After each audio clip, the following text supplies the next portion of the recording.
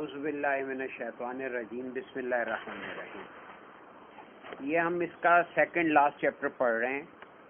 بعض کتب میں یہی یعنی کہ نظریہ رنگ و نور کی بعض کتابوں میں جو پہلے ایڈیشنز ہیں ان میں یہ آخری چیپٹر ہے۔ یہ جو نئے ایڈیشن آئے ہیں اس میں ایک چیپٹر اور ایڈ کیا گیا ہے۔ ایسا کیوں کیا گیا ہے؟ اس کے پیچھے ایک چھوٹا سا جملہ سنا دیتا ہوں آپ کو۔ حضور مرشد کریم نے مجھے مطلب ہے یہ بتایا تھا خود کہ یہ جو آخری چیپٹر ہے اسے دیکھ کے یا اس کے انداز سے یوں لگتا ہے جیسے یہ کاپی پیسٹ کیا گیا ہے، یعنی ساری بات جدید سائنس کے حوالے سے بتائی گئی ہے۔ تو ایسے لگتا ہے جیسے یہ سائنس کی سپریمیسی ہو گئی ہے۔ تو یہ انہوں نے اپنا ایک تاثر بتایا تھا۔ تو پھر اس میں جو اصل بات بتائی گئی تھی قرار مکین۔ قرار مکین، مکین کہتے ہیں رہنے والے کو، رہنے والا قرار پکڑے۔ تو اصل میں قرار مکین کہا گیا ہے جب بچہ بننا شروع ہوتا ہے، جب سپرم اور اووم مل کر زائگوٹ بنتا ہے، اس کو قرآن نے قرار مکین کہا ہے۔ اب صورتحال یہ ہوتی ہے کہ روح جو ہے وہ اپنے اظہار کا ایک ذریعہ، ایک میڈیم تخلیق کرتی ہے، یعنی ایک جسم کی تخلیق کرتی ہے۔ اب ہوتا یہ ہے کہ جسم سے کام لینے کو روح براہ راست خود نہیں کچھ کرتی۔ روح کیا کرتی ہے کہ وہ اپنے اور جسم کے درمیان ایک اور ایجنسی بناتی ہے، اس کو نسمہ کہتے ہیں۔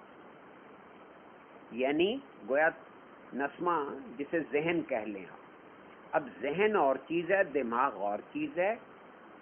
اب یہ تین چیزیں ہو گئیں، ایک جسم ہو گیا، ایک ذہن ہو گیا اور ایک روح ہو گئی۔ تو روح کی تحریکات جو ہیں، روح سے تحریکات چلتی ہیں، یعنی کہ روح کچھ باتوں کو حرکت دیتی ہے۔ تو اس کی تحریکات یعنی کہ وہ اس جسم کو چلانے کے لیے کچھ سٹرنگز پل کرتی ہے، کچھ تاریں کھینچتی ہے۔ وہ کیا ہے کہ روح کی تحریکات جو ہیں یہ بصورت خیال، یعنی خیال کی صورت میں نسمہ کو ملتی ہیں، اور نسمہ جو ہے وہ پھر آگے ان کو اپنی قدروں کے مطابق، یاد رکھیں وہ ڈائریکٹ نہیں منتقل کرتا، وہ اس کو اپنے بنے ہوئے سانچے کے مطابق، اپنی طے شدہ مقداروں کے مطابق، اپنی سوچ کے تحت جسم کو منتقل کرتا ہے۔ اب یہ جو لہریں، برقی لہریں کہہ لیں، یا یہ جو روح سے تحریک نسمہ کو ملی، نسمہ نے وہ تحریکات برقی لہروں کی شکل میں ذہن کو منتقل، دماغ کو منتقل کی، اور دماغ جو ہے اس کو برقی ارتعاشات یعنی کہ الیکٹریکل وائبریشنز کی صورت میں پروسیس کرتا ہے۔ اس کی پروسیسنگ کے نتیجے میں کیا ہوتا ہے کہ کیمیکل ایکشن وجود پذیر ہوتے ہیں، یعنی کیمیکل سٹیمولس، یعنی جیسے کیا کہیں گے کیمیکل کو، کیمیاوی تعاملات جو ہیں یا یہ جو کیمیکل چینجز ہیں وہ وجود پذیر ہونے لگتی ہیں، اور پھر یہ اس کے نتیجے میں، ان کیمیکل چینجز کے نتیجے میں ہمارے عضلات اور رگ پٹھے جو ہیں یہ حرکت کرتے ہیں۔ دوبارہ سن لیجئے کہ روح جو ہے وہ ذہن کو اطلاعات فراہم کرتی ہے، ذہن انہیں اپنی قدروں کے مطابق، اپنے سانچوں کے مطابق جسم کو یعنی دماغ کو منتقل کرتا ہے۔ وہاں پہ الیکٹریکل امپلسز بنتے ہیں، وہاں پہ پھر کیمیکل، اس کے نتیجے میں کیمیکل امپلسز جسم میں بنتے ہیں، پھر ان کیمیکل امپلسز کے نتیجے میں موٹر امپلسز بنتے ہیں. یہ پروسیس اگر نہ ہو تو جسم حرکت نہیں کر سکتا. نسمہ یعنی ذہن پہلے خیال کو قبول کرتا ہے، پھر یہ خیال جو ہے یہ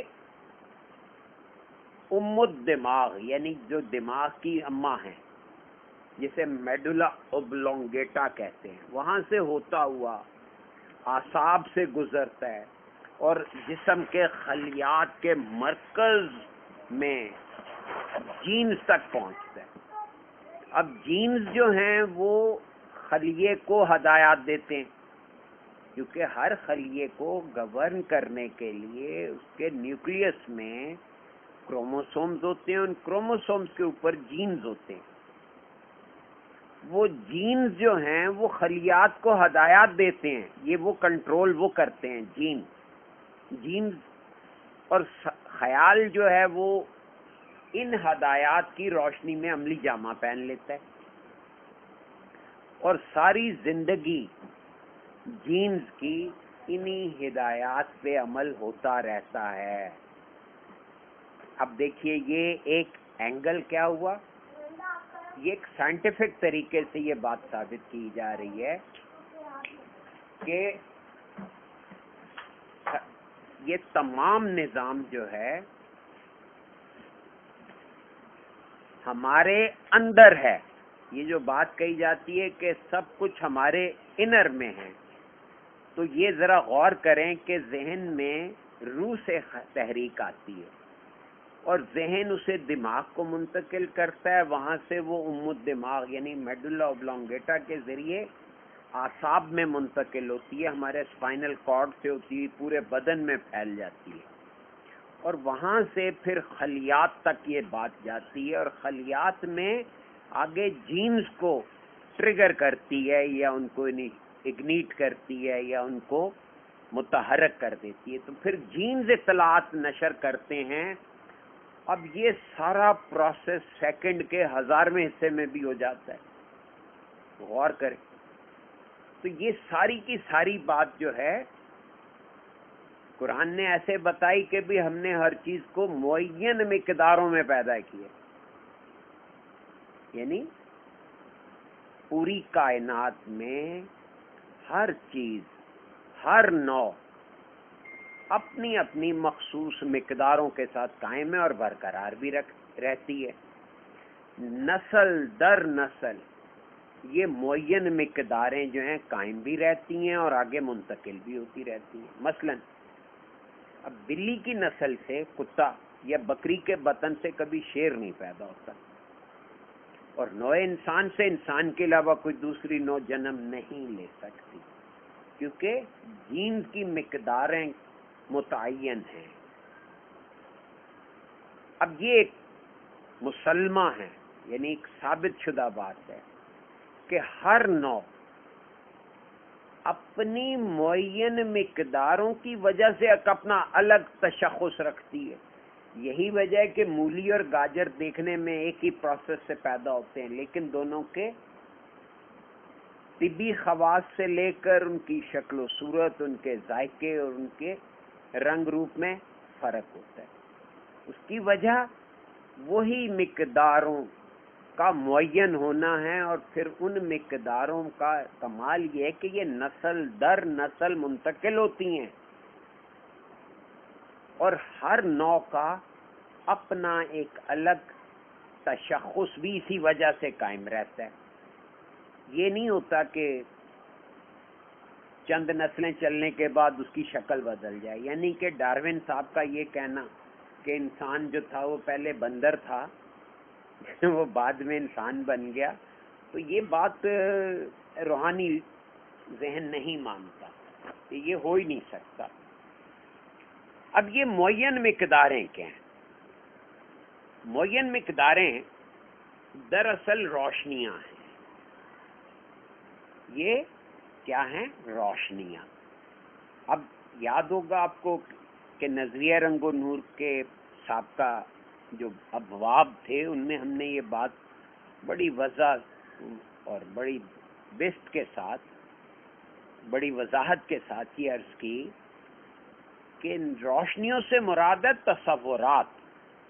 تو یہ معین مقداریں اصل میں وہ کانسیپٹس ہیں، وہ تصورات ہیں جو ایک تناسب سے رد و بدل ہو رہے ہیں. اور رد و بدل ہو رہے ہیں یعنی مکس اپ ہو رہے ہیں، ایک دوسرے سے انٹریکٹ کر رہے ہیں. اور ان کی انٹریکشن یہ جو ہے یہ کسی نوع کی تخلیق کرتی ہے. اب آپ غور کریں کہ دیکھیں تتلی کا جو لاروا ہے وہی چیز ریشم کے کیڑے سے کتنی مشابہت رکھتی ہے، لیکن ایک چیز ریشم کا کیڑا کہلاتی ہے اور ایک چیز تتلی بن کے ہوا میں رنگ بکھیرتی ہے، اڑتی پھرتی ہے. تو اس کے جینز میں فرق ہے. تو یہ جو تخلیق کرنے والی ان روشنیوں کو عظیم روحانی سائنسدان حضور قلندر بابا اولیاء نے نسمہ مرکب کا نام دیا ہے.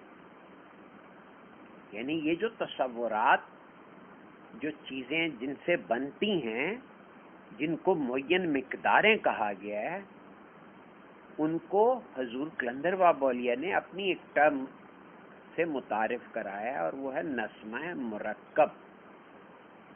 اب قرآن اس حقیقت کو کن الفاظ میں بیان کرتا ہے؟ تو اللہ نور السماوات والارض کہہ کر متعارف کراتا ہے. یعنی کہ اللہ روشنی ہے زمین اور آسمان کی. یعنی یہ زمین اور آسمان اللہ کی روشنی ہے، یعنی کہ اللہ کے تصورات کا عکس ہے. حضرت عیسیٰ علیہ السلام نے کہا کہ اللہ نے کہا روشنی اور روشنی ہو گئی. یعنی انگریزی میں بائبل میں لکھا ہوا ہے God said light and there it was. یعنی اللہ نے فرمایا کہ روشنی اور روشنی ہو گئی. اب ہمارا ذہن مادی روشنی تک رہتا ہے. اگر ہم اس کی گہرائی میں میننگ کو دیکھیں تو اصل میں کیا ہوا کہ اللہ نے خیال کو تصور کی شکل دی اور وہ تصورات پھیلتے چلے گئے. اب نظریہ رنگ و نور اس بات کی وضاحت کرتا ہے کہ یہ معین مقداریں ڈسپلے کس طرح ہوتی ہیں. یہ روشنیوں کی مقداریں جو ہیں، معین مقداریں جو ہیں، ان کو آج کی سائنس کہیں الیکٹران کے نام سے جانتی ہے، کہیں پروٹون کے نام سے جانتی ہے، کہیں نیوٹرون کی صورت میں، تو کہیں یہ جینز اور کروموسومز کی صورت میں فعال اور متحرک ہیں. تو یہ جو سب پارٹیکلز ہیں، یہ جو ذرات ہیں مادے کے، یہ سارے آخر کس قانون کے تحت، کس طاقت کی وجہ سے اپنا ڈسپلے کرتے ہیں؟ تو وہ ظاہر ہے کہ اصل ان کے پیچھے تصور ہے. وہ تصورات کہیں الیکٹران، ہم الیکٹران کو اس کے کیریکٹرسٹکس یعنی اس کی خصوصیات کی بنا پر کہتے ہیں کہ الیکٹران وہ جس پہ نیگیٹو چارج ہے، اور پروٹون جس پہ پازیٹو چارج ہے، اور نیوٹرون جو کوئی نیوٹرل ہے. تو پھر یہ کروموسومز، لفظ کروموسوم جو ہے یہ بنا ہے رنگوں سے. کروم کہتے ہی رنگ کو ہیں لیٹن میں، لاطینی زبان میں کروم رنگ کو کہتے ہیں. Chrome O stand for of, اور سوم کہتے ہیں باڈی کو. تو دی باڈی آف کلرز یعنی یہ پہلی درجہ ہے جہاں پہ رنگ مجسم ہو جاتے ہیں یا ان کی تجسیم ہو جاتی ہے، یعنی ان کا ایک جسم بن جاتا ہے. تو جہاں پہ رنگوں کا جسم بنتا ہے اس کو کروموسوم کہتے ہیں. اسی لیے ہمارے کروموپیتھی ایک سائنس ہے جس کے تحت یہ کہا جاتا ہے کہ انسان جن چیزوں سے بنا ہے اسی سے اس کا علاج ہونا چاہیے. یعنی وہ رنگوں سے بنا ہے تو رنگوں سے ہی اس کو مرمت کیا جا سکتا ہے. اب یہ روشنیوں کا تناسب یا ان کی معین مقداریں دراصل کسی بھی نوع کا تخلیقی فارمولہ ہے. یہ جو ہم سنتے ہیں تخلیقی فارمولے، تو تخلیقی فارمولے اصل میں یہ تخلیقی فارمولے کیا ہیں؟ یہ روشنیوں کا مخصوص تناسب یا معین مقداریں ہیں. اور یہی نوعی فارمولہ کہلاتے ہیں. اور یہ جو نوعی فارمولہ یعنی کہ روشنیوں کا تناسب یا ان کی معین مقداریں، یہ پھر آگے نسل در نسل منتقل ہوتا رہتا ہے، اور اسی وجہ سے کسی نوع کا اپنا ایک الگ تشخص برقرار رہتا ہے. آج کی سائنس جو ہے وہ اس بات کو کہیں فزکس اور کہیں کیمسٹری اور کہیں جینیٹکس یا علم جینیات کی مدد سے سمجھنے میں مصروف ہے. اب کسی بھی عنصر کو دیکھیں، ایلیمنٹ، یہ جو عناصر ہوتے ہیں تو ہم اسے کیمسٹری کی زبان میں کہتے ہیں کہ ہر عنصر جو ہے وہ اپنا ایک مخصوص، ایک پرٹیکولر ایٹامک نمبر اور ایٹامک ویٹ رکھتا ہے، یعنی ایٹمی نمبر ہوتا ہے اور ایٹمی وزن ہوتا ہے. یعنی کہ اس سے ہمیں اندازہ ہوتا ہے یا پتہ چلتا ہے کہ کسی عنصر میں الیکٹران، پروٹون اور نیوٹرونز کی تعداد کیا ہے.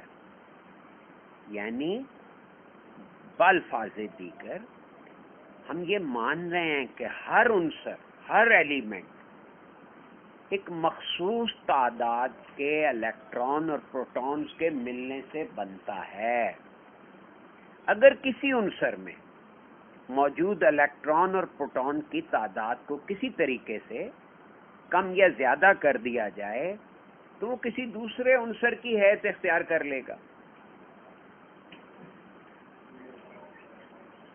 یہ جو یعنی الیکٹران کی تعداد اگر آپ تانبے میں سے کم کر دیں تو وہ سونا بن جائے گا. یہ کیمیا کہلاتا تھا. سونا بنانے کے عمل کا نام کیمیا تھا. وہاں سے یہ پوری کیمسٹری کی شاخ وجود میں آئی.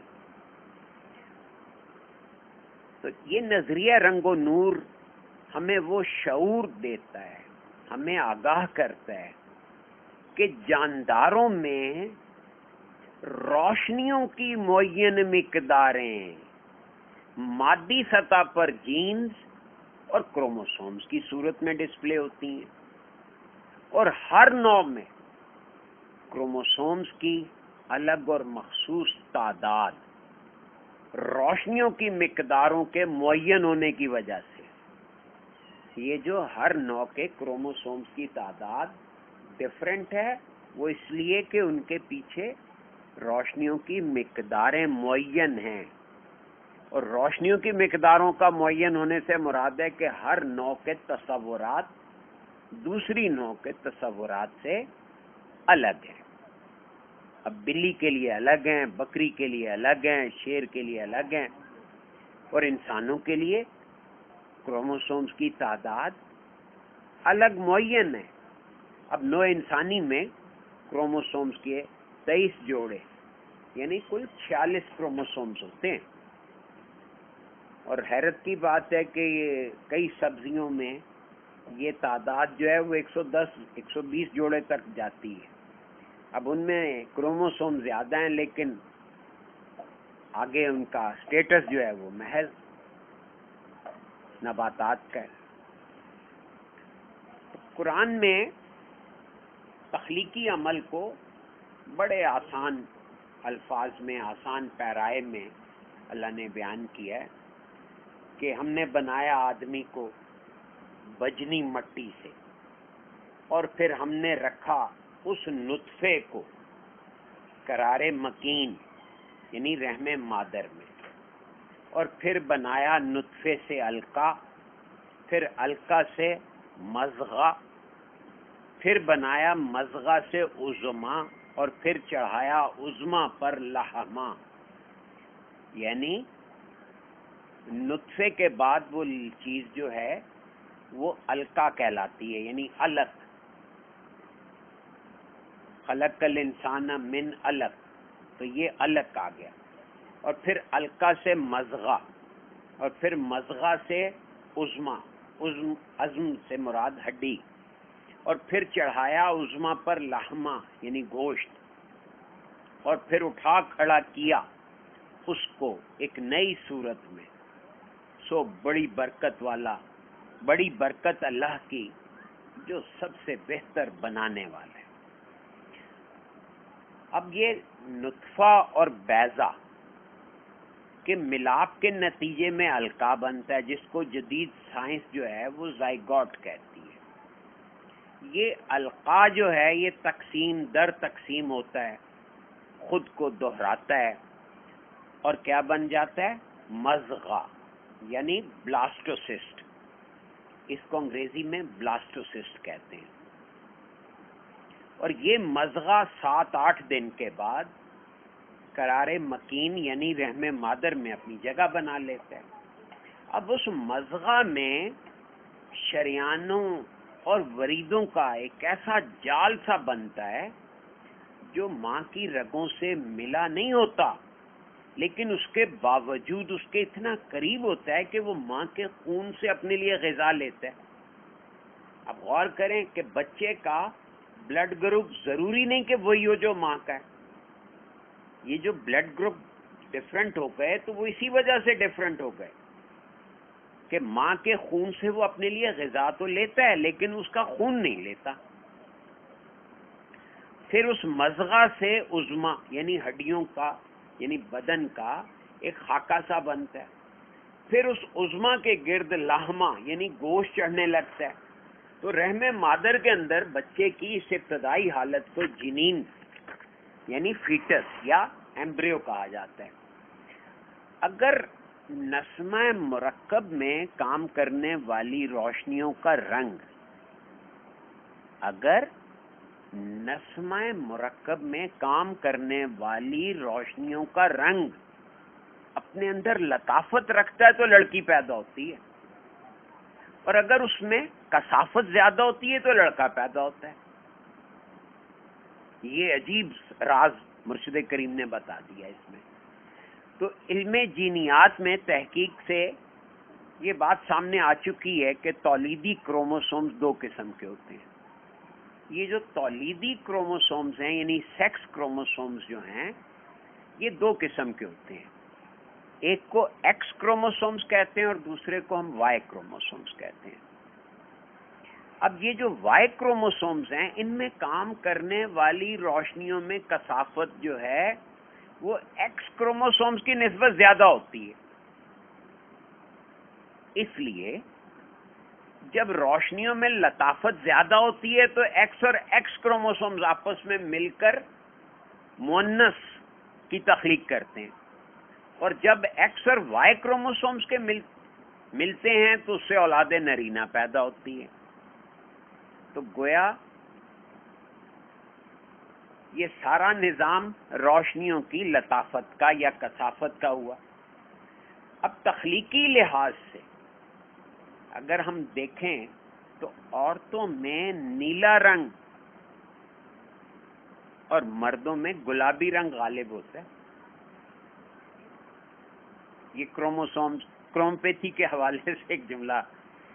اب بچے کا آدھا شعور یعنی ایک کروموسوم ادھر سے آتا ہے ماں کی طرف سے تو ایک کروموسوم باپ کی طرف سے، تو گویا آدھا شعور والدین سے، ان دونوں کے ملنے سے جو بچے کا ٹوٹل شعور بنتا ہے۔ پہلے تو یہ دونوں آدھا آدھا ماں اور باپ کے ملنے سے بنا، پھر جو باقی شعور ہے اس کو وہ ماحول سے ملتا ہے۔ ماں اور باپ کے جینز سے یا ان جینز کے ذریعے والدین کا شعور اور عادات و اطوار بچوں کو منتقل ہوتے ہیں۔ ماحول سے بچہ جو کچھ سیکھتا ہے وہ سب بچے کے اپنے شعور میں ذخیرہ ہوتا رہتا ہے۔ وراثتی طرزیں، بیماریاں، صلاحیتیں، شکل و شباہت، خد و خال، یہ خاندانی اقدار جو ہیں یہ سب انہی جینز میں ریکارڈ کی صورت میں موجود ہوتے ہیں۔ یعنی یہ پچھلا سارا ریکارڈ کہاں منتقل ہوتا ہے؟ جینز میں۔ گویا جین کیا ہوئے؟ یہ ایک طرح کا نوعی ریکارڈ ہے، اور اس نوعی ریکارڈ کی گویا مادی صورت کا نام ہے جینز۔ اب اندازہ کریں کہ یہ کتنی بڑی بات ہے کہ جس چیز کا ہمیں پتہ ہی نہیں ہے وہاں پورا ریکارڈ پڑا ہوا ہے، ہر وقت وہ کام کر رہا ہے۔ لیکن بہرحال یہ نسمہ جو ہے یہ پہلے خیال کو قبول کرتا ہے، ٹھیک ہے؟ اور پھر یہ خیال برقی ارتعاشات کی صورت میں جینز تک پہنچتا ہے. جینز خلیات کو ہدایات دیتے ہیں اور پھر خلیات سے کام لیتے ہیں. دوران حمل ماں کے تصورات بچے کے جینز پر اثر انداز ہوتے ہیں. یعنی کیا ہوتا ہے کہ بچے کے اپنے جینز بن رہے ہوتے ہیں نا، جو کہ ان دونوں کے ماں باپ کے کروموسومز کے ملنے سے بن رہے ہوتے ہیں. تو اب بچے کے خد و خال کا ماں باپ یا خاندان کے کسی فرد جیسا ہونے یا کچھ اور دیگر افراد سے مماثلت اور مشابہت رکھنے کی وجہ یہی ہوتی ہے کہ ماں جس چیز کو اپنے بچے میں دیکھنا چاہتی ہے وہ تصورات بچے کے جینز میں منتقل ہو کر اس کے خد و خال اور شکل و صورت کو ویسا ہی بنا دیتے ہیں. غور کریں. اسی لیے کہتے ہیں کہ بچہ جو ہے وہ اپنی ماں کے تصورات کا عکس ہوتا ہے. اگر دوران حمل ماں پریشان ہو، بے سکون ہو، مضطرب ہو تو دماغی طور پہ بچہ کمزور ہو جائے گا. اور اگر ماں عدم تحفظ کا شکار ہو تو ماں کی طرز فکر میں، یعنی ماں کی طرز فکر جو ہے وہ دو میں سے کوئی ایک رخ اختیار کر لیتی ہے. یا تو اس کا ڈر اور احساس عدم تحفظ بچے کو بہت کمزور کر دیتا ہے، اور اگر وہ بچے کو اپنے عدم تحفظ سے نجات کی امید سمجھنے لگے، یعنی کہ اس کے ذہن میں آ جائے کہ یہ بچہ بڑا ہو کے میرا سہارا بنے گا، تو کیا ہوا؟ گویا اس کو عدم تحفظ سے نجات کی ایک امید نظر آئی بچے کی صورت میں. تو پھر وہ بچہ غیر معمولی طور پہ صحت مند ہو سکتا ہے. اب میڈیکل سائنس جو ہے وہ ایسی کئی مثالوں سے دو چار ہوئی جہاں ماں کے تصورات جو ہیں وہ اس کے نومولود بچے پہ اس قدر حاوی تھے کہ یہ یقین کرنا دشوار ہو گیا کہ یہ اسی اماں کا بچہ ہے. مثلا جیسے ایک سفید فام، یعنی کہ یوریشین، یہ جو لوگ ہیں کاکیشینز، یہ سفید فام ماں کے بطن سے ایک حبشی بچے نے، یعنی سیاہ فام بچے کی ولادت ہوئی. وہ تو مصیبت پڑ گئی سب کو کہ بھی یہ کیا قصہ ہو گیا. خیر جی، اس کے بعد وہ پینل بیٹھے، تحقیق اور تفتیش ہوئی تو وہ بہت پتہ چلا کہ ماں کے کمرے میں ایک حبشی کا فوٹو لگا ہوا تھا، اور وہ تصویر جو تھی وہ ماں کے لیے محل توجہ رہی. یعنی اس کا دھیان ہر وقت تو حبشی کو دیکھ دیکھ کی حیرت میں جاتی تھی کہ اتنا کالا کیسے ہو سکتا ہے بن نتیجہ اس کا اپنا بچہ کالا ہو گیا.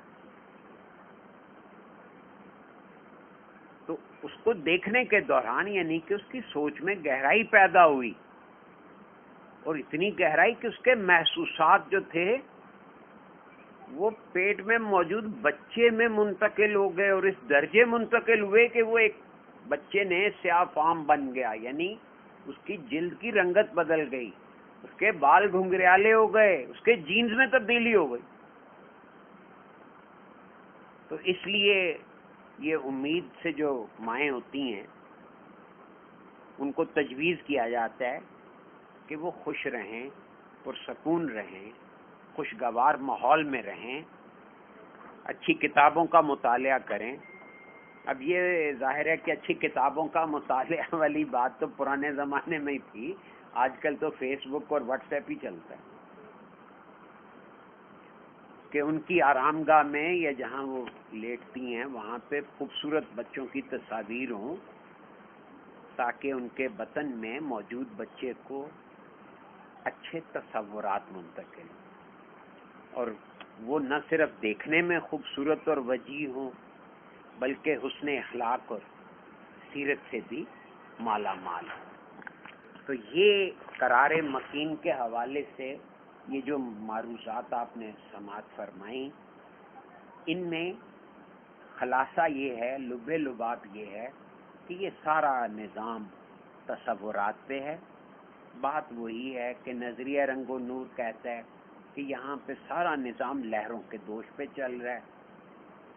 یہ لہریں وہمہ کی صورت میں ذہن سے آ کے ٹکراتی ہیں، یعنی اطلاعات جو ہیں یہ وہمہ ایک اطلاع ہوتی ہے. پھر وہ جب ذہن اس کی طرف متوجہ ہوتا ہے، اس کو کیچ کر لیتا ہے، وہ خیال بن جاتی ہیں.